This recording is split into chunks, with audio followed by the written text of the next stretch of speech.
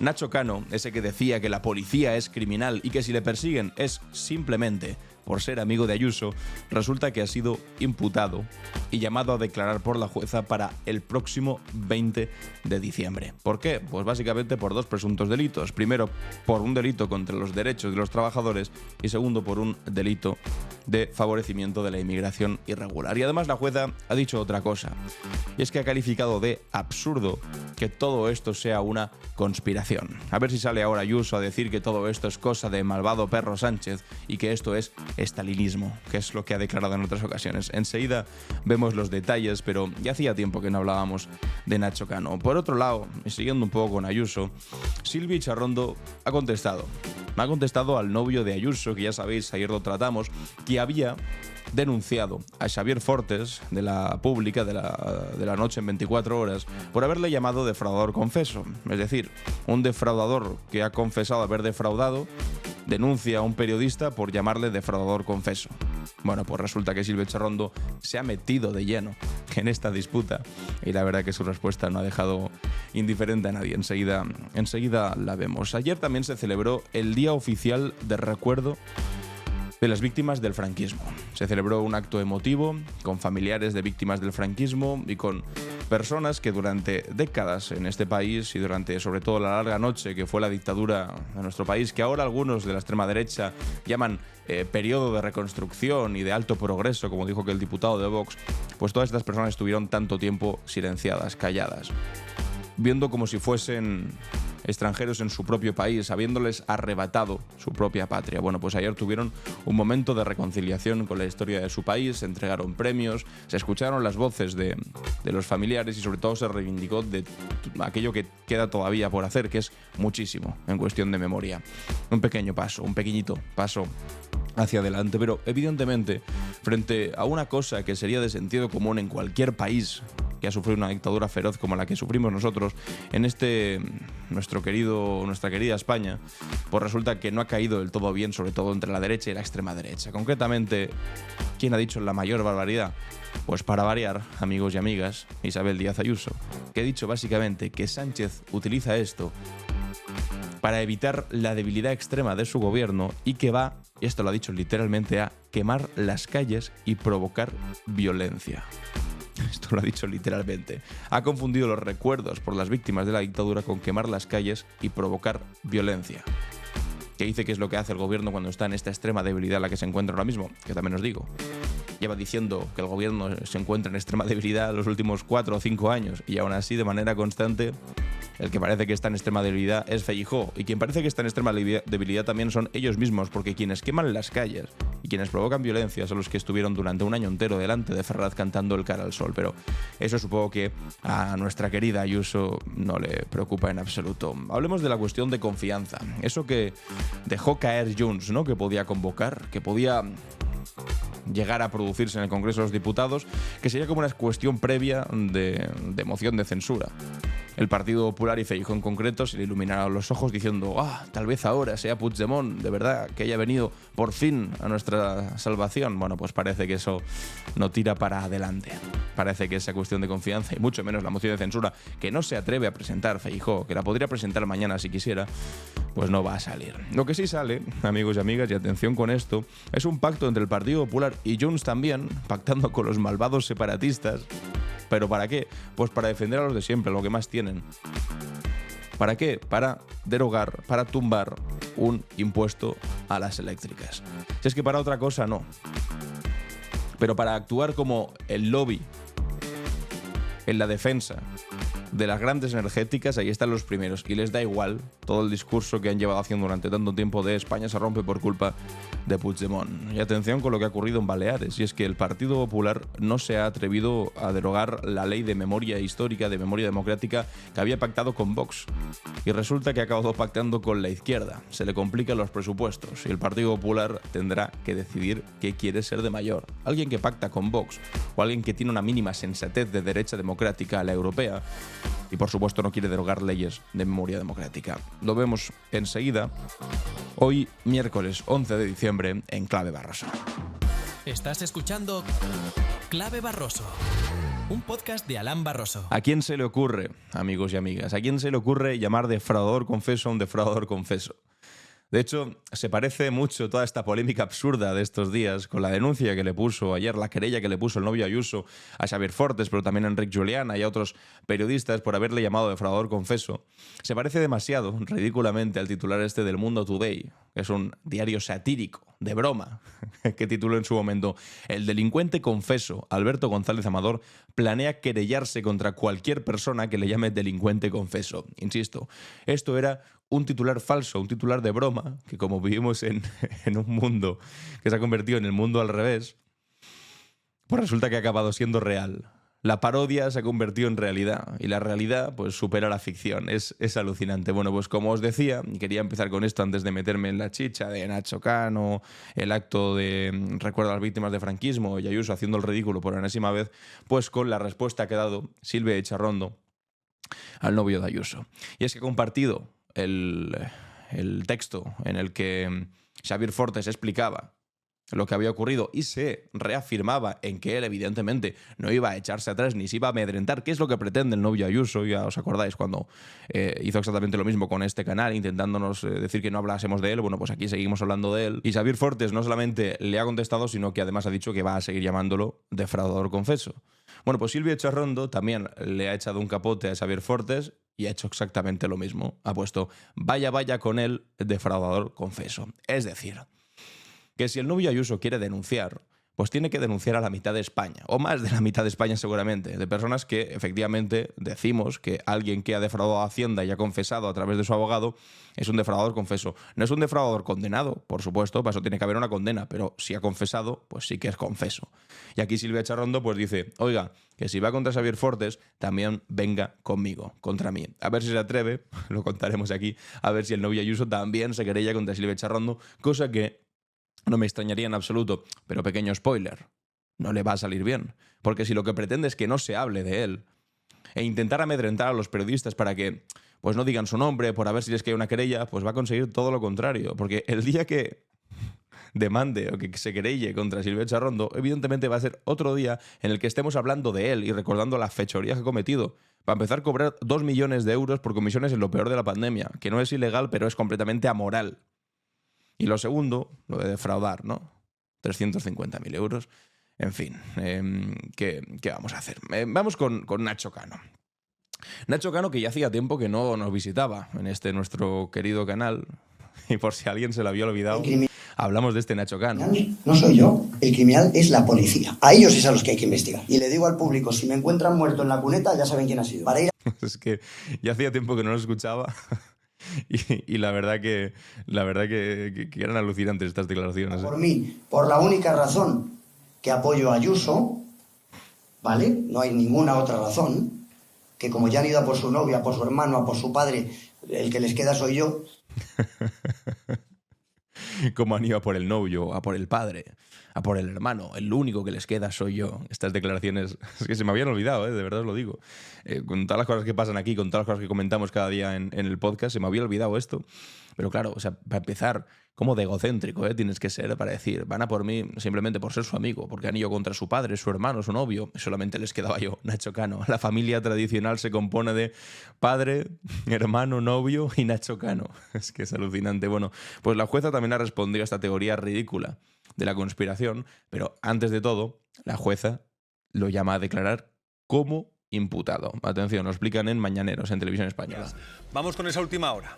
Pues sí, Herrera, es la última hora que acaba de llegar a esta redacción de Mañaneros. La jueza ha llamado finalmente a Nacho Cano para que declare por ese presunto delito del que se le acusa, supuesto delito contra los derechos de los trabajadores y también por favorecer la migración irregular. Recuerden, con ese musical Malinche que está llevando a cabo. Por el momento no se ha puesto fecha definitiva a esa comparecencia, pero la jueza considera que ya es hora de que se escuche al productor musical. En el banquillo no se va a sentar solamente Nacho Cano, también le van a acompañar otros 3 investigados. Además, además de esos policías que estuvieron presentes en las investigaciones. También se va a tomar testifical a todos los becarios que se encuentran en México. Será a través de videollamada. Hay que recordar dónde comienza el caso. Comienza precisamente con 19 artistas en el mes de julio, cuando Nacho Cano fue detenido por la policía y posteriormente puesto en libertad. Ahora la jueza, esa es la última hora, lo llama a declarar.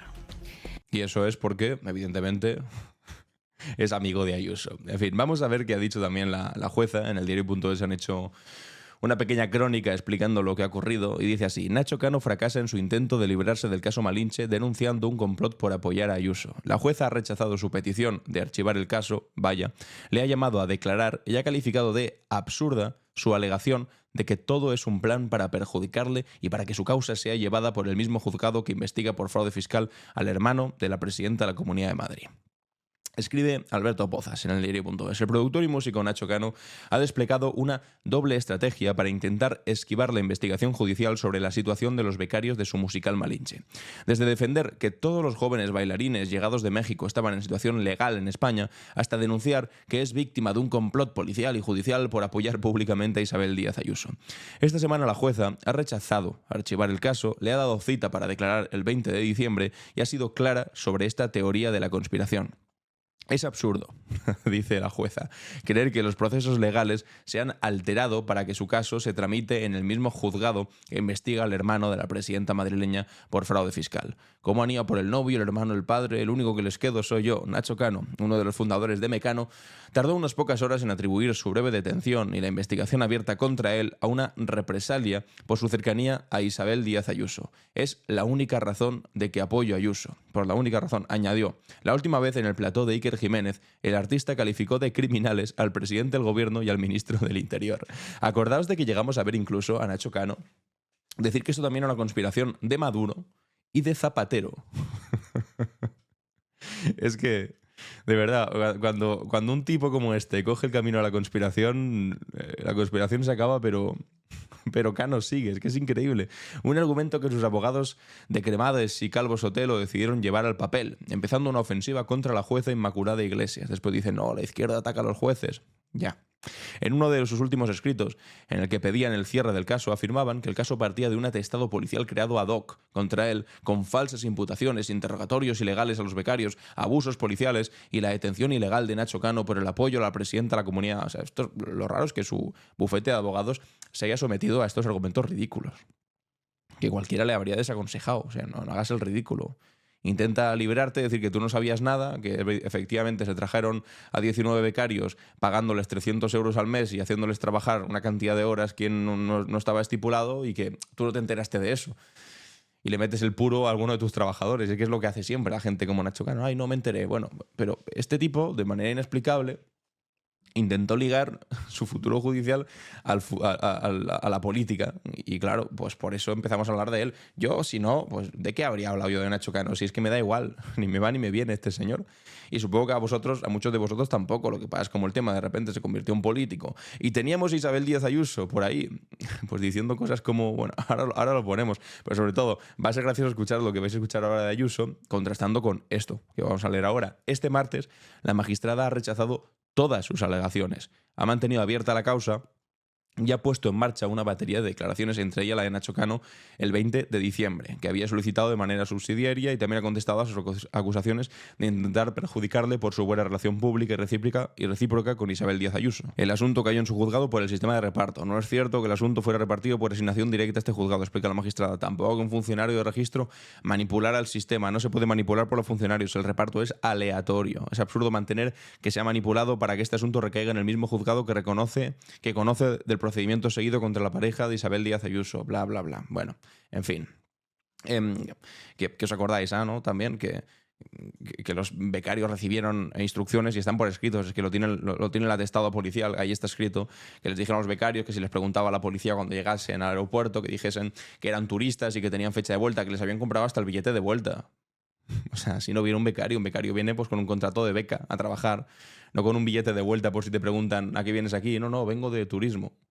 Y eso está todo escrito. Bueno, en fin, pues después de que la jueza haya desmentido las tonterías soberanas que decía Nacho Cano para intentar protegerse, acordaos de lo que explicó Isabel Díaz Ayuso, que también, o sea, ella se dedica básicamente a defender lo peorcito de cada casa. Si tiene que defender a un comisionista de lo peor de la pandemia, lo hace. Y le da la comisión a su propio hermano y se carga a Pablo Casado por denunciarlo. Si tiene que defender a un defraudador fiscal confeso, defiende a un defraudador fiscal confeso diciendo que no hay ningún tipo de dinero que deba, sino que le deben a él dinero, como hizo con el novio, a pesar de que después se demuestre y el mismo novio lo reconozca que efectivamente hizo ese fraude fiscal. Y después también, bueno, si tiene que darle una medalla a Milei, le da una medalla a Milei. Si le tiene que dar una medalla a Netanyahu por lo que está haciendo en Palestina, le da una medalla a Netanyahu sin ningún tipo de problema. Y cuando Nacho Cano es detenido, pues entonces dijo este tipo de cosas. Aquí en España se mandó un mensaje muy preocupante a cualquiera que se atreva a disentir. También en la cultura, como está ocurriendo en los medios de comunicación. El problema de Nacho Cano es que ha disentido. Es que es increíble. Que más ha hecho por la música en español a los dos lados del Atlántico, que es además uno de los empresarios que más empleo ha dado al mundo del espectáculo con sus entradas, su talento, es decir, pero, o sea, sus propios medios. ¿Desde cuándo se convirtió? La libertad no puede verse amenazada por... ¿Desde cuándo se convirtió la presidencia de la Comunidad de Madrid en una agencia de comunicación o una agencia de defensa de los peores personajes? Quiero decir, debería gobernar un gobierno autonómico, no dedicarse de manera sistemática a defender a defraudadores, a comisionistas y en este caso a gente que está siendo investigada por 2 presuntos delitos y que la jueza acaba de decirte que todo lo que decís es absurdo sobre que la utilización política y no sé qué. Pero no, pues se ha convertido en eso, una agencia de representación de esta gente. Bueno, y también una agencia de representación del comisionismo y del quironismo más básico. Las decisiones de ningún gobierno. Buscar el descrédito de un artista como forma de censura y el ataque al adversario político a través de las herramientas del Estado solo es propio de los países que lo han perdido todo, empezando por lo más importante que tiene la persona, que es la libertad. Y aquí tenemos muchos testimonios. Que también la libertad les interesa mucho, siempre y cuando la libertad sobre todo no se ejerza contra ellos. Claro, la libertad de expresión y la libertad fantástica, siempre y cuando no digas algo que no me gusta de mí. Entonces mando a mi jefe de gabinete, a Miguel Ángel Rodríguez, a decir que vamos a triturarte, vas a tener que cerrar como lo hizo Esther Palomera del diario.es, o también vais denunciando a todos los periodistas que llamen defraudador confeso a tu novio. Es que lo de la libertad, Ayuso, hombre, pues regular lo llevas. La detención de Nacho Cano y la posterior campaña de desprestigio que pretenden hacer con él es inaceptable. Su inmenso... Hombre, la campaña de desprestigio se la hizo solo, con el vídeo diciendo... No soy yo. No soy yo. Es la policía. Se la hizo solito, la campaña de desprestigio. Trabajo, como el de tantos directores, artistas y creadores, no puede verse embarrado porque la política así lo decida. La destrucción personal con fines políticos es simplemente estalinismo. Estalinismo, dice Isabel Díaz Ayuso, que forma parte del partido que creó aquello llamado la Policía Patriótica, del partido que hacía los informes diciendo que Pablo Iglesias, que si era básicamente Belcebú encarnado en político de izquierdas, que se inventaron todo tipo de noticias falsas, información que filtraban interesadamente a medios de comunicación conchavados para, o sea, destruir políticamente a adversarios políticos, que llegaron a hacer lo impensable contra el propio Bárcenas para que no confesase y no explicase lo que había visto dentro del Partido Popular. ¿De verdad está hablando esta señora, precisamente ella, de estalinismo? La del os vamos a triturar y vas a tener que cerrar, etcétera, etcétera. En fin, bueno, pues veremos a dónde llega este caso. Tampoco quiere decir que este caso va a llegar a buen puerto, que Nacho Cano pague por lo que tiene que pagar. Igual no, igual lo absuelven, quién sabe, yo me espero cualquier cosa. Pero vamos, o sea, estas cosas que están diciendo aquí de conspiración, persecución, en fin. El próximo 20 de diciembre lo vemos. Vamos con algo un poco más bonito, pero que rápidamente también se pervierte. Por desgracia, por la derecha completamente antidemocrática y echada al monte que tenemos, por desgracia, en este país. Pero resulta que ayer, como os decía, a esta luchadora incansable por la... fue el día del recuerdo en 1937 de las víctimas del franquismo. La fuerza le viene... Aquí tenéis a Iñaki Gabilondo, los restos mortales de su padre, José Sola, al lado del presidente del gobierno y al lado del ministro de Memoria Democrática, Ángel Víctor Torres, 18 de julio del 36, repartiendo de Pino fue detenido reconocimientos del gobierno de Gando. a víctimas, Libertad, como dice aquí Europa Press, por el día de recuerdo y homenaje a todas las víctimas del golpe militar, la guerra y la dictadura. Que es un día que se estableció para el 31 de octubre, pero que no se había celebrado todavía, pues porque por desgracia el día 29 de octubre pues ocurrió lo que ocurrió la Dana y por supuesto se aplazó un acto de homenaje como este, bueno, pues se aplazó hasta el día hasta el día de ayer. Fue un acto muy emotivo recoge Pino Sosa. en el que se repartieron pues, reconocimientos a distintos familiares de víctimas del franquismo. En este caso estaban explicando como Pino Sosa, natural de Canarias, explica pues, la vida de sus familiares, acabando en campos de concentración. Bueno, pues fuera así como un recuerdo de historias personales, que no son historias simplemente personales, que son historias de un país entero, que son historias de España, historias incluso de orgullo, no solamente democrático, sino de orgullo patriótico, de entender lo que ocurrió en nuestro país durante una guerra que no fue una guerra civil, que fue más bien un golpe de Estado resistido por el pueblo y apoyado en el caso de los golpistas por Hitler y Mussolini, y que al final pues, tuvo una consecuencia de una dictadura de casi 40 años que todavía no ha conseguido cerrar sus heridas ni restañar pues, los dolores que produjo en una gran parte del pueblo que todavía ve como pues, gran parte de los restos de las víctimas descansa en cunetas. Esto es un reconocimiento básico, necesario, pero todavía, si me preguntáis, bastante insuficiente, porque más allá de premios, que está bien, y que sobre todo desde el gobierno de un Estado se reconozca, aunque sea tarde, más vale tarde que nunca, a las víctimas del franquismo, de la dictadura, del golpe, está bien, pero seguramente se podría hacer bastante más, como por ejemplo sacar de una puñetera vez a todas las personas que todavía están en cunetas en nuestro país, que no son pocas, que son centenares de miles, porque lo que vivimos en este país no fue simplemente una guerra, fue un genocidio sistemático contra todas aquellas personas que no comulgasen con la dictadura, o ni siquiera que no comulgasen, sino que se atreviesen mínimamente a disentir, y ni siquiera eso, sino también incluso simplemente por ser familiares de gente que no se atrevía a disentir. Bueno, pues esta cosa que es la más básica del mundo, por desgracia también se ha convertido en objeto de disputa. Enseguida vamos a eso, pero antes vamos a escuchar el anuncio que hizo Pedro Sánchez sobre que el año que viene, que se cumplirán 50 años de la muerte del dictador, también una de las mayores vergüenzas nacionales que tiene nuestro país, y es que el dictador muriese plácidamente en su cama, y no porque se le destituyese y evidentemente sin que pudiese ser juzgado, pues a los 50 años de su muerte se celebrarán un centenar de actos por la muerte de Franco y por la llegada a la democracia. Es el anuncio que ha hecho el presidente del gobierno en el día de ayer. Muy importante, y creo que también para el conjunto de la sociedad española. Y es que a lo largo del año 2025 el gobierno va a impulsar la conmemoración de los 50 años de lo que vamos a llamar España en libertad. Una conmemoración... ¿A quién le puede ofender algo que se llama España por la libertad, España en libertad? Una conmemoración con un único objetivo. Os lo podéis imaginar. Poner en valor la gran transformación en este medio siglo de democracia logrado y homenajear a todas las personas y a todos los colectivos que la hicieron posible. Esta conmemoración se va a traducir en más de un centenar de actividades culturales, de eventos de diversa índole que van a inundar nuestras calles, escuelas, universidades, museos, a partir del 8 de enero del año 2025. Para articular esta conmemoración, el Gobierno de España va a crear un comisionado especial, va a nombrar un comité científico formado por expertos y expertas de reconocido prestigio y va a colaborar con todas las administraciones públicas en la ejecución de un extenso programa de actividades. Vamos a dar a lo largo de comienzos del próximo año, en un acto específico para el arranque de estas celebraciones, los detalles de esta conmemoración de 50 años desde la muerte del dictador. Bueno, pues ahí lo tenemos, un anuncio pues bueno, que en cualquier país democrático no debería suponer un problema. Reivindicar el establecimiento de la democracia, el fin de la dictadura, la muerte del dictador y todo lo que se ha conseguido desde entonces, que no es poco, aunque evidentemente sea insuficiente, porque todavía tengamos que ver disputas y chorradas como la que ahora enseguida vamos a leer. Bueno, pues esto tan básico produce el siguiente comentario de Isabel Díaz Ayuso. Escribe en Twitter: para que no haya dudas, : Pedro Sánchez ha enloquecido. Hay que ver, Ayuso.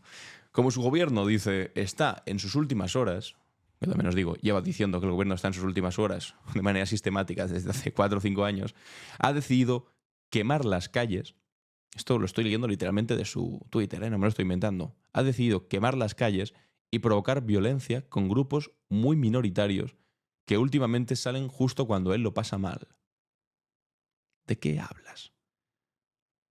¿De qué hablas? Porque aquí una de dos. O es que tienes un coeficiente intelectual a temperatura ambiente, que es muy probable que así sea. O dos, que no es incompatible con la una realmente. Es que estés intentando agitar el avispero e inventarte cosas gravísimas, como que el presidente del gobierno está quemando las calles y provocando violencia con grupos minoritarios para intentar, no sé, enardecer a tu base electoral y decirles, oh, cuidado, efectivamente es un... Pero ¿cómo se te ocurre decir esto? Continúa. La Comunidad de Madrid, garante de la transición, no faltaría, que la Comunidad de Madrid son los únicos garantes de la transición, la libertad y la Constitución, no se sumará a un solo de estos eventos e iniciativas promovidas por Sánchez. Madrid con la democracia y contra el guerra civilismo. Acordaos de lo que dijo Isabel Díaz Ayuso cuando en 2019 se exhumó al dictador del mausoleo en el que estaba enterrado con honores, en el Valle de los Caídos, ahora llamado Valle de Cuelgamuros. Dijo que lo siguiente iba a ser que la izquierda quemase iglesias en España. ¿Pasó eso? Claro que no pasó eso. Pero la tipa, porque no tiene vergüenza ni la ha conocido, intentó relacionar el acto democrático y necesario para un país moderno del siglo XXI de no tener a un maldito dictador genocida enterrado con honores en su país, en un sitio que se había convertido, que se había convertido en un espacio de peregrinación para la extrema derecha española. Había relacionado eso con que después íbamos a salir a quemar iglesias en la calle. Eso, ¿qué os parece? ¿Que es guerra civilismo por parte del gobierno o que el guerra civilismo en todo caso de Isabel Díaz Ayuso? Con referencias constantes a la violencia, a quemar iglesias. Y después, por supuesto, ella calladita, ¿eh? Cuando en Ferraz, en las manifestaciones que convocaba, por ejemplo, su mentora política, la que le puso el primer chiringuito, Esperanza Aguirre, ahí se cantaba el Cara al Sol. Bueno, de hecho, hace una semana y media estaban ahí cantando el Cara al Sol. Ahí Ayuso no ha dicho nada, por supuesto. Y eso no le parece guerra civilismo. Sin embargo, recordar la transición, la muerte del dictador y el paso a la democracia, eso le parece guerra civilismo. Eventos promovidos por Sánchez, que no puedes tener menos vergüenza. Además, esto de la Comunidad de Madrid, garante de la transición. Hombre, tu partido, precisamente no sé si es garante de la transición. Alianza Popular. Y mucho menos de la Constitución. Porque una parte muy importante de los diputados de Alianza Popular, con Fraga, que fue ministro de la dictadura, votaron en contra de la Constitución en el Congreso de los Diputados. Votaron en contra muchos de sus antecesores políticos. Después dicen de todo del Partido Comunista, ¿no? El Partido Comunista estuvo ahí, votó a favor, todos los diputados del Partido Comunista votaron a favor de la Constitución española. Y estuvieron ahí en la redacción también. Y son padres de la Constitución casi más que vosotros, seguramente. Y decís que vosotros sois garantes de la transición. Ya. Pero es que esto, de verdad, que lo leo y me quedo atónito, sin palabras. Sánchez ha enloquecido, ha decidido quemar las calles y provocar violencia. Pero ¿veis cómo viven en una realidad alternativa completamente alterada? ¿Cómo puedes escuchar que va a haber un día para conmemorar los 50 años de liberación de la muerte de Franco y va a reivindicar la transición y la democracia y entender que Sánchez ha enloquecido y que va a quemar las calles y provocar violencia con grupos minoritarios? Grupos minoritarios los que van a cantar el Cara al Sol y a ti te parece fantásticamente bien delante de Ferraz. Javier Padilla dice: lleva un año de aspavientos diciendo que el gobierno está en sus últimas horas. ¿Qué un año, Javier? Lleva por lo menos 4. 8.760 últimas horas, más o menos. Discurso apocalíptico para no decir quién paga su casa y a cambio de qué. Y es que eso es lo básico. Quemar las calles, provocar violencia. Porque lo que no quiero hablar es de las 7.291 víctimas. Porque lo que no quiero hablar es el piso de lujo, los 2 últimos pisos de lujo que paga su novio y que... Bueno, que paga su novio, no sabemos de quién son realmente, si son del testaferro de su novio, de quién narices son, donde vive ella. Porque no quiero hablar de los 6 euros que le dedica a la comida, cena, desayuno y merienda de todas las personas mayores en la Comunidad de Madrid. Porque no quiero hablar de todas esas cosas, se pone a hablar de chorradas como esta. He decidido quemar las calles y provocar violencia. Pues Ahí está, amigos y amigas, el nivelazo de este pedazo de sinvergüenza. Y para quitarnos un poco el mal sabor de boca y para devolverlo un poco a tierra y pues merecer a las víctimas, que al final es de lo que trataba el acto de ayer, vamos a escuchar a la nuera de Miguel Hernández diciendo lo siguiente. Nosotros, la familia de Miguel Hernández, tuvimos mejor suerte, si es que se puede llamar así, puesto que Josefina, su viuda, pudo despedirse de su cuerpo y pudo velarlo y se le enterró en el cementerio de Alicante. Hubiese ido a un osario o a una fosa, ese era su destino. Le dejan en la tumba flores, poemas, dibujos, son cosas conmovedoras, pero los que están en las cunetas y en las fosas no tienen quien le lleve unas flores. Esa es la tristeza tan tremenda que tienen sus familiares, que se están marchando de este mundo y no se llevan los restos de su marido a descansar con ellos eternamente. Esa es la pena que tienen casi la mayoría de los familiares de los fusilados. Es duro, pero es cierto. Dice, todavía tenemos suerte los familiares de Miguel Hernández, porque sabemos dónde están sus huesos, porque podemos velarle, ponerle unos poemas, unas flores. Sin embargo, hay una inmensa mayoría de personas que no pueden hacerlo y muchas de ellas, la gran mayoría, que están muriendo sin poder saber dónde acabaron sus padres, sus abuelos, hermanos, maridos, y que han muerto sin saberlo y que nunca ya lo sabrán, evidentemente, porque se han ido ellos sin haber visto justicia. Y poco a poco se va diluyendo esa memoria, va cayendo en la nada, y cuando se intenta reivindicar, pues tenemos a gente como Ayuso diciendo ese tipo de barbaridades. Amigos y amigas, qué importante es la memoria y qué importante es que se recuerde durante los próximos años, por mucho que después esta gente manipule de la manera más atroz y miserable posible. Vamos con otra cosa bastante miserable, que es el Partido Popular y Junts, en inesperadísima alianza. ¿Para qué? Pues para defender los intereses de aquellos que más tienen, ¿no? Gran novedad. El PP y Junts, en lugar de actuar como partidos políticos, actuando como lobistas en defensa de los beneficios extraordinarios de las grandes energéticas. Y es que resulta que el PP y Junts se alían para intentar tumbar el impuesto sobre la producción eléctrica. La formación que lidera la oposición calcula que dejarían de ingresarse cerca de 1.100 millones de euros al año. El gobierno eleva el agujero hasta los 1.500 y avanza que intentará revertir la medida. Bueno, pues presumiblemente si gana ese acuerdo, ese impuesto pues sí que decaerá. Pero sobre todo lo que va a decaer van a ser otras dos cosas. Primero, que el Partido Popular se haga los dignos de nosotros con Junts no pactamos absolutamente nada porque son independentistas malvados que quieren destruir España y llevarnos a... Que sí, que ya les escuchamos. Pero para este tipo de cosas, es decir, para defender a los amos de todo, para defender a los señoritos, a los dueños del cortijo, son los primeros en la línea. Y les da igual si el que tienen al lado se llama Carles Puigdemont o como se tenga que llamar. Porque ahí deja de ser prófugo de la justicia, malvado independentista, para ser un aliado con el que puedes, pues eso, servir a los intereses de los que realmente os tienen ahí puestos, que son los ricos de este país y sobre todo las grandes empresas que están forradas y que vosotros lo que queréis ayudar es que se forren un poquito más. Y esto, ¿por qué queréis que os diga? No es que no lo entienda yo, ni lo entendamos, bueno, sí lo entendemos, porque queréis defender a los que queréis defender, pero es algo que no es que no comparta yo, es que tampoco comparte ni siquiera vuestros votantes, a los que les da tanta rabia como a nosotros. Tanta rabia como a nosotros, que hay 4 empresas oligopólicas en el sector energético, bancario y 4 más a los que vosotros, además, estáis protegiendo y no queriendo que paguen los impuestos que tienen que pagar. Y eso lo comparte alguien de derechas, alguien de izquierdas, porque a todo el mundo le ha jodido alguna energética, porque a todo el mundo le ha jodido algún banco y porque vemos cómo pagamos una pasta cada día nosotros y cómo sus beneficios de manera sistemática y año tras año son de miles de millones de euros. Y bueno, no está de más ahora ver la diferencia, ¿no? Entre un Miguel Tellado, lo comparte aquí la cuenta de Twitter Deselectrocutador, un Miguel Tellado que dice que quiere legalizar a Junts, con otro Miguel Tellado diciendo que estamos tremendamente satisfechos de pactar con Junts. Surrealista, sí, pero es lo que ha pasado también. Proponemos la reforma del Código Penal para incluir una serie de delitos de deslealtad constitucional. Ojito, aquello, ya no se acuerdan de esto.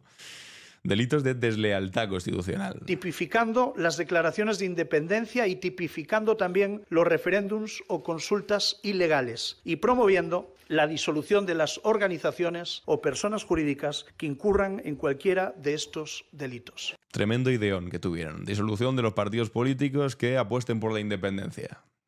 o que hagan referéndums ilegales. Esto además es una idea completamente poco original, porque se la robaron directamente a Vox. O sea, es tan obtuso el pobre Miguel Tellado, o sea, no solamente lo parece, sino que además lo es, que por no tiene ni siquiera ideas originales ni propias, le tiene que copiar las peores ideas a Vox. Ilegalización de los indepes, genial. ¿Y al tiempo que dicen? Bueno, yo, como portavoz del Grupo Parlamentario Popular, me siento tremendamente satisfecho del acuerdo que ayer alcanzábamos, ¿no? Yo quiero señalar que la iniciativa ha salido adelante a través de una enmienda transaccional del Partido Popular con Junts. Yo creo que se trata de un éxito parlamentario y, por lo tanto, nosotros solo podemos mostrar satisfacción por el acuerdo alcanzado. Bueno, pues estamos tremendamente satisfechos de pactar con Junts ahora mismo. Si es que la hipocresía, de verdad, amigos y amigas, que no tiene nombre. Después de cuantísimas manifestaciones han hecho, cuantísimas manifestaciones en la calle, han dicho absolutamente de todo. ¿Y al final para qué? Pues para esto. Pero yendo al asunto de la moción de censura, que es el fetiche, el objeto dorado de todos sus pensamientos lujuriosos del señor Feijóo, es lo que parece que no va a llegar a buen puerto. Y es que resulta que en la mesa del Congreso tumbará, escribe en el Confidencial Marisol Hernández, tumbará la cuestión de confianza de Junts basándose en un precedente del Partido Socialista. Es decir, que lo que hablamos ayer, ya sabéis, una PNL, una proposición no de ley en la que Junts instaba al gobierno a hacer una cuestión de confianza, pues resulta que esto ya ocurrió en 2013, bueno, un tanto distinto, con el Partido Socialista de Rubalcaba, que también presentó una PNL pidiendo que se sometiese Mariano Rajoy por la corrupción que ya imperaba en aquel momento, corrupción seria, de M. Rajoy, que todavía estamos investigando quién debe ser, y que se sometiese a una cuestión de confianza. Bueno, pues la mesa del Congreso de los Diputados tumbó esa PNL entendiendo que era una especie de moción de censura encubierta, que realmente es verdad, y tenían razón. O sea, el Partido Socialista de aquel momento, del 2013, si de verdad quería hacer una moción de censura, podía presentar una moción de censura. No hacía falta instar a una cuestión de confianza, no. Si quieres hacer moción de censura, presentas una moción de censura.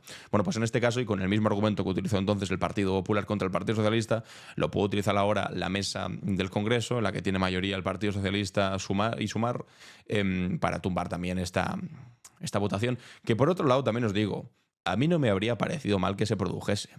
Es decir, una PNL, rápidamente, en 10 segundos, es una proposición no de ley que lo único que puede hacer si se aprueba es instar al gobierno a hacer algo, que simplemente, oye, te recomiendo que tal. Ya está. Pero a la hora de votar eso, que no tenía ningún tipo de consecuencia pues legal o que tuviese que aplicarse de alguna manera, habría servido para dos cosas. En primer lugar, para ver si se quedaba o no solo Junts, porque podía quedarse solo con esa votación. Entonces lo habría tenido crudo si te quedas solo en esa votación. O la segunda, que el Partido Popular hubiese votado a favor de lo de Junts, que entonces habría sido más ridículo todavía, porque para empezar, que entonces sí quieres pactar con Puigdemont, pero para esto, ¿no? Y segunda cosa que le habría supuesto, hombre, pues si de verdad estás tan desesperado porque haya una cuestión de confianza, pues entonces presenta tú una moción de censura, que eso sí que puede tener consecuencias reales. ¿Pero qué pasa? Pues que ellos lo saben, Feijóo lo sabe, no quiere ahondar más en el descrédito en el que ya vive sumido de la cabeza a los pies, pues que no tiene una mayoría alternativa y que en el caso que presente una moción de censura con el de candidato, pues iba a someterse a un ridículo extremo de hola, quiero ser presidente otra vez, y que te voten en contra y no salga adelante, a no ser de que te voten a favor de repente Puigdemont, que es una cosa que no se puede permitir, porque sería votarle a favor junto con los votos de Vox, de la extrema derecha, y de estos que precisamente dicen que le quieren ilegalizar, no solamente Tellado, que lo habéis escuchado ya, pero bueno, va cambiando de opinión, sino del propio Santiago Abascal, que tendrá que votar también a favor y ha dicho que no quieren ir a ningún sitio con Puigdemont, que al menos en eso son coherentes, no como Feijóo. Pero claro, ojalá hubiesen tenido que votar eso. Pero no hay posibilidad de moción de censura. Por eso a Pedro Sánchez, vamos, y a nosotros no nos asusta en absoluto. Una moción de censura, pues adelante, fantástico. De hecho, nos lo íbamos a pasar fantásticamente bien aquí en el podcast, hablando sobre una hipotética moción de censura. Que la última ya fue bastante entretenida con Ramón Tamames a la cabeza. Vaya esperpento fue aquello. Fue completamente espectacular. Vamos a escuchar a Carlos Q en Hora 25 en la cadena SER hablando precisamente de esto. O sea, hay tensiones muy fuertes dentro de la mayoría, mucha gente buscando evidentemente espacio político, mucha gente buscando marcar su perfil propio, un gobierno que intenta llegar a compromisos con todo el mundo, porque una de las cosas que está pasando con lo del PNV de hoy es la consecuencia del acuerdo que estábamos allí todos, estábamos los tres allí y ya vimos que era un acuerdo muy difícil, el último acuerdo del último día con Podemos. Se pactó que se iban a reunir para intentar ponerse de acuerdo en algo que todos sabíamos que era muy difícil, porque poner de acuerdo sobre el tema del impuesto energético a Junts y a Podemos a la vez es muy difícil. Hicieron patada para adelante, ha llegado el momento y obviamente eso va a ser muy complicado que exista un acuerdo. Encima el PNV no se siente implicado. Pero digo, todo esto, que evidentemente es un problema para el gobierno de libro y es el principal problema de gestión del gobierno, al final, cuando llegan los momentos de la verdad, cuando llegan las votaciones decisivas en las que realmente te puedes cargar al gobierno, yo creo que la votación de hace 2 semanas y media, realmente era una votación que se podía cargar al gobierno, por lo menos ponerle en unas dificultades muy serias, porque había dinero, muchísimo dinero detrás y los fondos europeos detrás.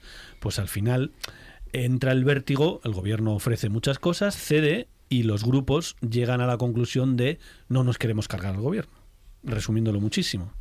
Y eso ha pasado varias veces. ¿Va a volver a pasar con los presupuestos? No lo sabemos, queda una negociación por delante muy larga, pero cada vez, y yo esta mañana he escuchado a Turull, que es la mano derecha de Puigdemont, que cuando le pronuncia la palabra moción de censura, que es la sombra que recorre todo esto siempre, es, oiga, moción de censura, eso es una fantasía.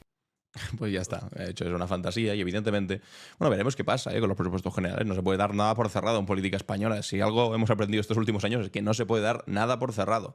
Pero de ahí a pensar que Feijóo va a ser presidente por el arte de Birli Birloque, porque de repente Junts le dé los votos, hombre. Gabriel Rufián también habla sobre esto, atención. Como saben, es un mecanismo que solamente puede activar el presidente del gobierno. Solamente ha habido 2 ocasiones en democracia que ha sucedido con Suárez y con González, que precisamente es para reforzar al presidente del gobierno. A mí me recordó un poco, hay un villancico en Cataluña muy famoso que dice fum, fum, fum, humo, humo, humo. Bueno, pues esto, fum, humo. Fum, fum, fum, pues sí, humo, humo y humo. Y lo que está ocurriendo en Baleares, lo voy a tratar rápidamente, y es que resulta que el Partido Popular pacta in extremis con la izquierda, ojito, y no derogará la ley balear de memoria histórica como le imponía Vox. Recordemos que en Baleares fue donde ocurrió aquello del presidente del Parlamento de Baleares, que es de Vox, Gabriel Lesén, que arrancó de cuajo la fotografía de Picornell, de una chica que fue asesinada por franquistas y que se exhumó hace poco y que en un acto reivindicativo pues decidió el presidente de extrema derecha arrancar esa fotografía, una cosa por la que ahora mismo está en juicio, y también se le permitió al Partido Popular sacarlo como presidente del Parlamento de Baleares. Bueno, el Partido Popular se abstuvo y permitió con su abstención que siguiese adelante al frente del Parlamento de Baleares este tipejo que iba por ahí arrancando fotografías de represaliadas por el franquismo. Y ahora resulta que ese pacto al que habían llegado de derogar la ley de memoria democrática, como le pedía Vox para aprobar los presupuestos, pues ahora de repente se han echado para atrás. Después de haberlo pactado que lo iban a hacer y de haber hecho presidente y haber protegido al presidente este de Vox, de extrema derecha, que hizo eso, pues se echan para atrás y dicen que no la van a derogar. Oye, que me parece fantásticamente bien, Ojalá el Partido Popular se comportase así, no solamente en Baleares, porque mientras hacen esto, en Castilla y León te la derogan sin ningún tipo de problema. En Valencia es exactamente lo mismo, les da absolutamente lo mismo. No sé, pues en Baleares de repente, igual Proens, que es la presidenta, ha llegado a un espacio de clarividencia, ha dicho, hombre, pues en 2024 derogar leyes de memoria del franquismo igual no es lo mejor, ¿no? Pero claro, ¿qué pasa? Que ahora tienen un problemón, porque es que no pueden aprobar los presupuestos de la comunidad autónoma si no tienen los votos de Vox. A no ser que los pacten de repente con la izquierda, pero claro, si lo pactan con la izquierda, pues tendrán que ser unos presupuestos bastante distintos a los que se aprobarían con Vox al frente. ¿Qué va a pasar? Pues bueno, por el momento lo que pasa es que esto que estamos viendo, no solamente en Baleares, sino en todas las comunidades autónomas donde se rompió con Vox, es la inestabilidad que tanto pregonan y que tanto le achacan a la izquierda. No votéis a la izquierda porque son gobiernos irregulares. Bueno, pues esto que tanto se le achaca a la izquierda, pues ahí lo tenéis. ¿Quién más lo ejerce? ¿Quién es? Pues precisamente la derecha y la extrema derecha. Yo creo que es bastante evidente. Bueno, amigos, pues hasta aquí las noticias del miércoles 11 de diciembre y vamos a dedicarle un espacio breve, pero sobre una cosa relevante que está ocurriendo en Estados Unidos en nuestra clave internacional. ¿Qué pasa en el mundo? La clave internacional. Como sabéis, en Estados Unidos ahora está siendo un tema muy importante y muy relevante, debate nacional, el asesinato del CEO de United Healthcare, que es una de las aseguradoras más importantes a nivel de salud en Estados Unidos. Ya sabéis, un sistema completamente privatizado, que es uno de los principales dramas de cualquier familia en Estados Unidos. De hecho, es el principal problema, el principal asunto por el cual las familias quiebran, básicamente. El tener que pagar tratamientos sanitarios. Es una maldita locura lo que ocurre en Estados Unidos. Tan país del primer mundo, pero quiebras por no poder pagar una factura sanitaria. Es alucinante. Bueno, pues hace unos días iban por la calle, el CEO, el jefe ejecutivo de una de estas aseguradoras, de las más importantes, se le acercó una persona por detrás, sacó una pistola y acabó con su vida. Un acto que ha sido reivindicado y que está siendo aplaudido de manera sorprendente por una gran parte de la sociedad estadounidense. Y ojo, de izquierdas a derechas, porque están muy quemados. Y de repente están alabando este pistolerismo de nuevo cuño, un tanto extraño. Bueno, pues resulta que ya se ha conocido quién ha sido el asesino, el que disparó. Y es esta persona aquí, Luigi Mangione, sospechoso de haber asesinado al CEO de United Healthcare y también un fenómeno de masas en Internet. Es un joven de 26 años que fue arrestado ayer en Pensilvania y que se ha convertido en un fenómeno viral. Es esta persona de aquí, estáis viendo su fotografía ahora mismo, un chaval joven, aquí lo veis incluso sin camiseta, un chaval fuerte, además con educación universitaria, que venía de una familia bastante acomodada, por no decir una familia con muchísima pasta, que al final acabó cometiendo este asesinato que lo ha convertido, lo vais a ver aquí ahora, en un fenómeno de masas. Están haciendo tatuajes de él, están haciendo imágenes de Free Luigi, de Libertad Luigi, y están teniendo mucho, pero mucho predicamento, pues su forma de actuar con la contundencia de pegar unos tiros a un CEO. Esa es una cosa que evidentemente yo desde aquí no puedo reivindicar en absoluto, pero que al mismo tiempo sí que puedo analizar lo curioso de que en Estados Unidos ahora mismo un asesinato se ha convertido en algo que mucha gente esté aplaudiendo precisamente por el descontento generalizado y por la locura a la que han llevado a una sociedad que es que quiebra básicamente por no poderte pagar un tratamiento de lo más básico, que aquí en Europa y en España concretamente ni de lejos te iría ir a la quiebra, para que veamos y para que seamos conscientes de la bendición de un sistema público como el que tenemos. Bueno, pues quería hablar de esto, no solamente porque ya se haya sabido quién ha sido presuntamente el asesino, sino por el manifiesto que en algunos sitios se están publicando y en otros no, porque entiendo que no quieren sacar un manifiesto que pueda incitar a que esto se reproduzca en Estados Unidos y demás. Lo he cogido, lo he traducido yo porque no lo encontraba traducido bien y dice así: el manifiesto breve que han encontrado, presuntamente parece ser, según han publicado algunos medios en Estados Unidos, muy pocos, que llevaba este chico, Luigi Mangione. Dice así, este es el texto: a las autoridades seré breve, porque respeto lo que hacen por nuestro país. Para ahorrarles una larga investigación, declaro claramente que no estaba trabajando con nadie. Esto fue algo bastante trivial, un poco de ingeniería social elemental, diseño asistido por computadora básica y mucha paciencia. El cuaderno espiral, si lo encuentran, tiene algunas notas dispersas y listas de tareas que iluminan la esencia de esto. Mi tecnología está bastante protegida porque trabajo en ingeniería, así que probablemente no haya mucha información ahí. Pido disculpas por cualquier angustia o trauma causado, pero era necesario. Francamente, estos parásitos simplemente se lo merecían. Un recordatorio: Estados Unidos tiene el sistema de salud más caro del mundo, pero estamos aproximadamente en el puesto 42 en esperanza de vida. United es la empresa más grande de Estados Unidos por capitalización de mercado, solo detrás de Apple, Google y Walmart. Ha crecido y crecido, pero ¿nuestra esperanza de vida? No. La realidad es que estos simplemente se han vuelto demasiado poderosos y continúan abusando de nuestro país para obtener enormes ganancias porque el público estadounidense se lo ha permitido. Obviamente el problema es más complejo, pero no tengo espacio y francamente no pretendo ser la persona más calificada para exponer el argumento completo. Sin embargo, muchos han señalado la corrupción y la codicia, por ejemplo Rosenthal, Moore, hace décadas, y los problemas simplemente persisten.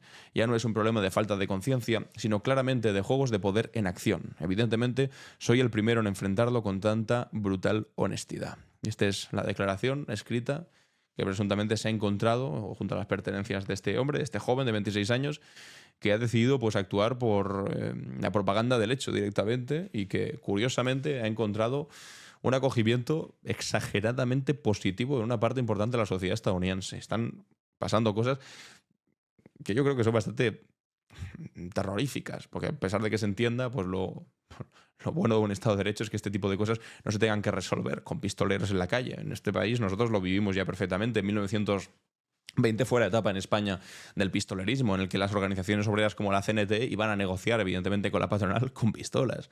Y así se consiguieron muchos de los avances obreros más importantes, como por ejemplo la reducción de la jornada laboral en 1919. Pero claro, ¿eso qué supuso? Pues después una reacción de la patronal, hombre, que la patronal pues de pistolas también entiende, y pagó a sus propios pistoleros para que atacasen a los líderes obreros. Entonces, claro, pues hubo una guerra social tremenda, muy sangrienta, que dejó en las calles a las mejores mentes obreras de una generación, que fueron asesinadas por los pistoleros de los sindicatos libres, es decir, los que pagaba la patronal. Y pues da cierto miedo que en 2024, un siglo después, tengamos que estar reviviendo una especie de pistolerismo, por mucho que hoy, insisto, que el objetivo final sea muy loable, que sea pues que evidentemente pues no es normal que una familia tenga que quebrar por pagar un tratamiento médico. Que es una locura que eso pueda pasar en Estados Unidos, pero bueno, es lo que ocurre por desgracia. Pero esto es lo que hay. Amigos y amigas, seguiremos informando a ver cómo evoluciona este caso y hasta dónde nos lleva. Pero por el momento es como mínimo curioso. Y ahora vamos, como siempre, con nuestra cápsula del tiempo.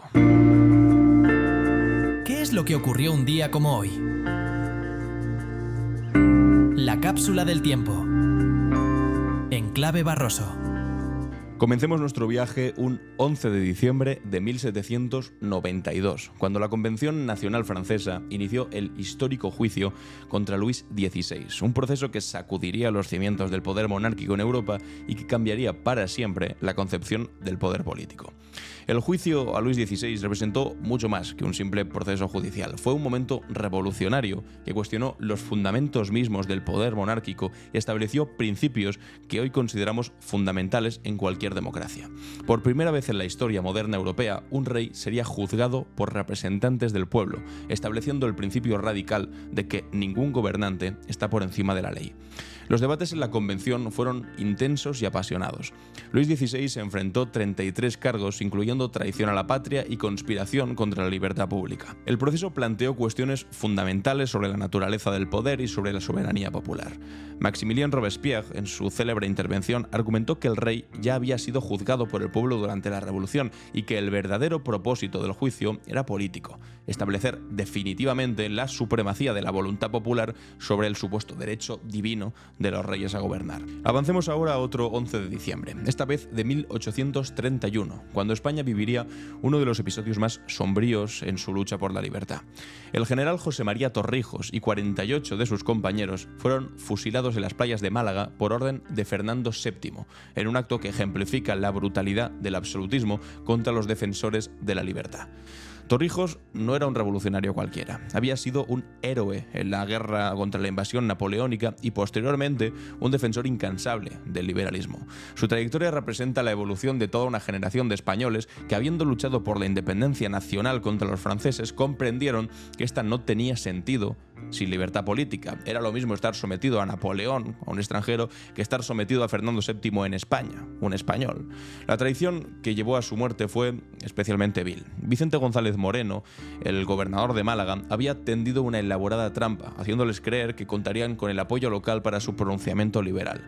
Los conspiradores fueron capturados nada más desembarcar y ejecutados sin juicio previo, en una demostración brutal del poder absoluto de Fernando VII. Para que veáis lo que costó el auge del liberalismo, el de verdad, en este país, no el que ahora defienden algunos, que simplemente es bajarle los impuestos a las grandes fortunas. No, aquello fue el liberalismo de verdad, que estaba enfrentado a la monarquía absolutista de Fernando VII y que lo pagaron con sangre, a pesar de haber sido los principales luchadores por la libertad de España durante la guerra de independencia. Pero ya sabéis que los Borbones, antes de la patria, pues siempre son de su patrimonio y de su poder absoluto en aquel entonces, y ahora, pues bueno, del que les queda, que es el de cobrar sin hacer demasiada cosa.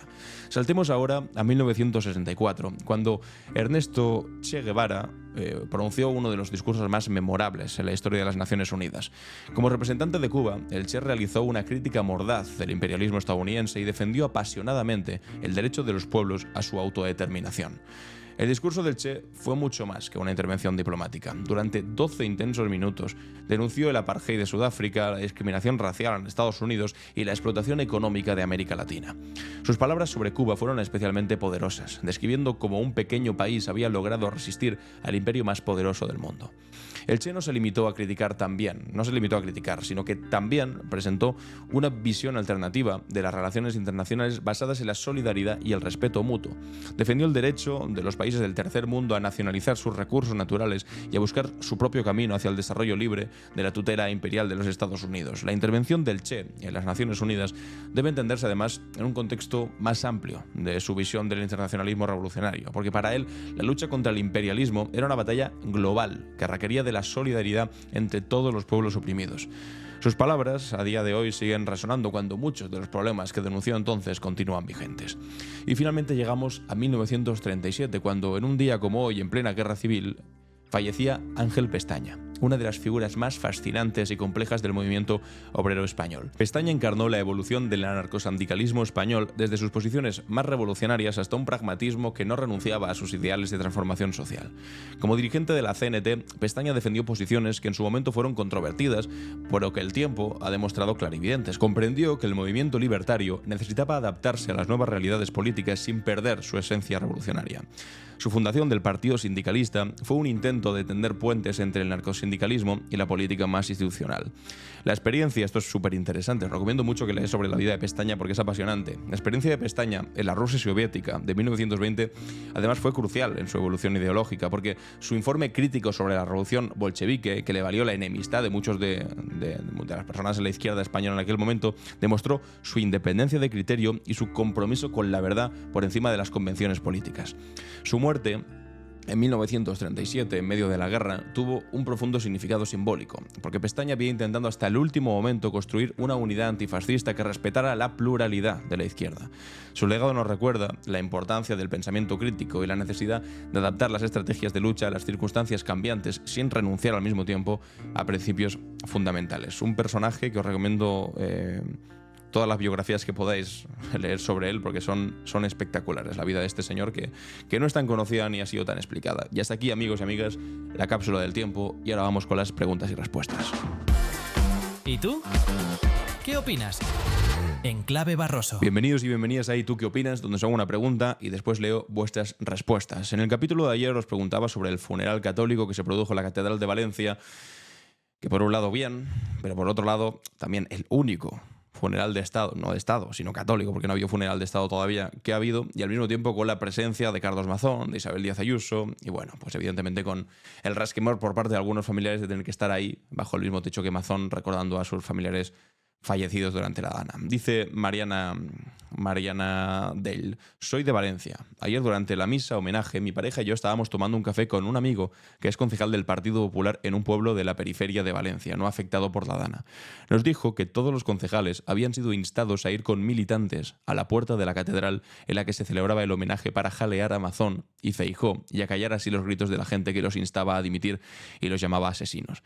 Mi amigo se negó rotundamente y nos confesó su rabia por lo ocurrido y que son muchos en el partido los que opinan que Mazón debe dimitir. Otra cosa es que hagan algo para conseguirlo. Bastante interesante esta opinión, ¿eh?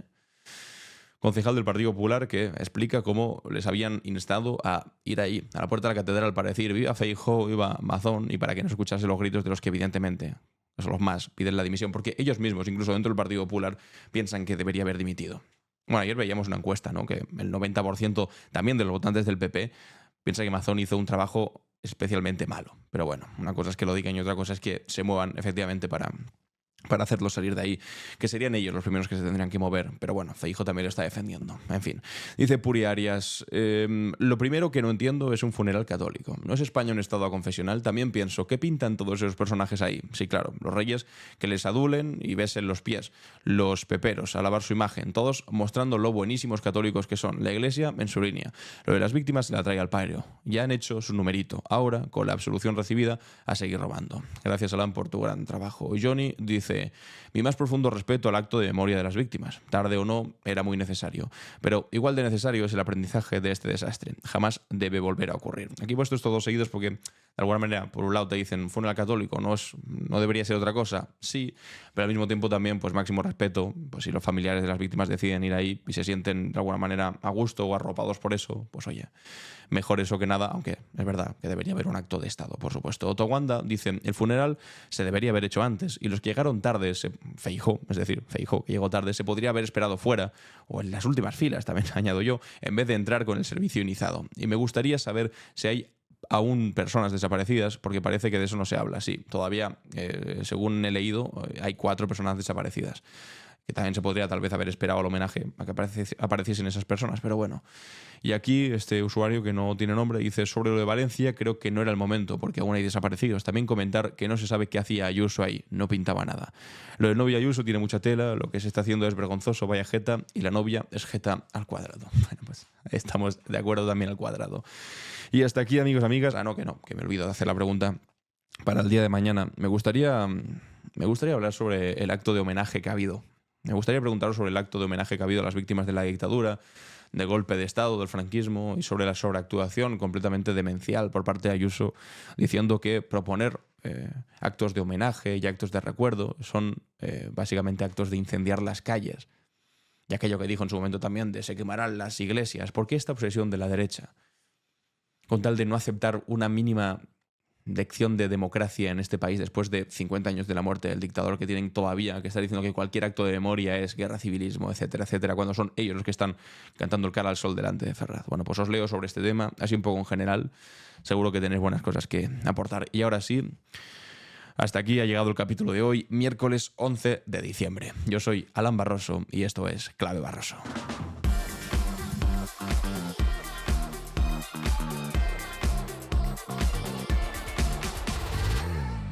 Clave Barroso.